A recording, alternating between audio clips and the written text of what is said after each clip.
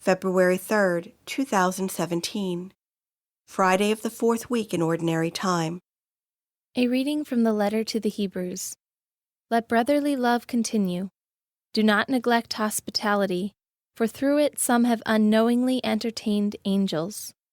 Be mindful of prisoners as if sharing their imprisonment, and of the ill-treated as of yourselves, for you also are in the body. Let marriage be honored among all, and the marriage bed be kept undefiled, for God will judge the immoral and adulterers. Let your life be free from love of money, but be content with what you have. For he has said, I will never forsake you or abandon you.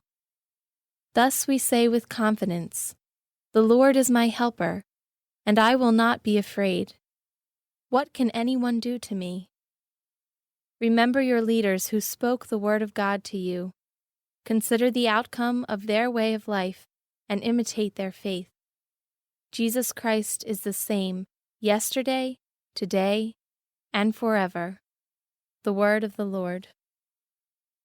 The responsorial psalm. The response is, The Lord is my light and my salvation. The Lord is my light and my salvation. Whom should I fear? The Lord is my life's refuge. Of whom should I be afraid? The Lord is my light and my salvation. Though an army encamp against me, my heart will not fear. Though war be waged upon me, even then will I trust. The Lord is my light and my salvation. For he will hide me in his abode in the day of trouble. He will conceal me in the shelter of his tent. He will set me high upon a rock. The Lord is my light and my salvation.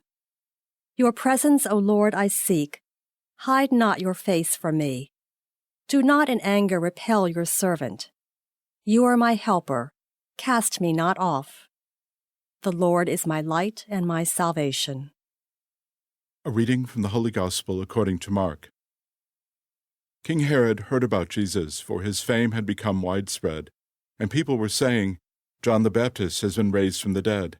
That is why mighty powers are at work in him. Others were saying, he is Elijah. Still others, he is a prophet like any of the prophets. But when Herod learned of it, he said, It is John whom I beheaded. He has been raised up. Herod was the one who had John arrested and bound in prison on account of Herodias, the wife of his brother Philip, whom he had married.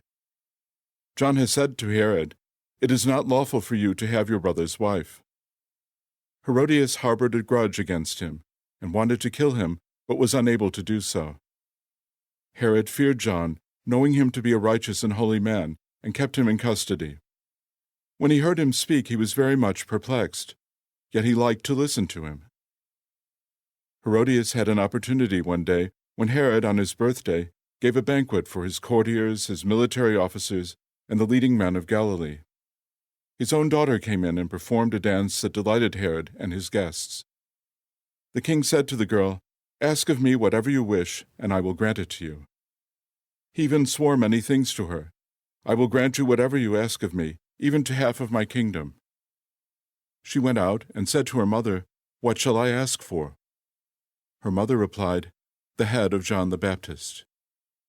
The girl hurried back to the king's presence and made her request. I want you to give me at once on a platter the head of John the Baptist.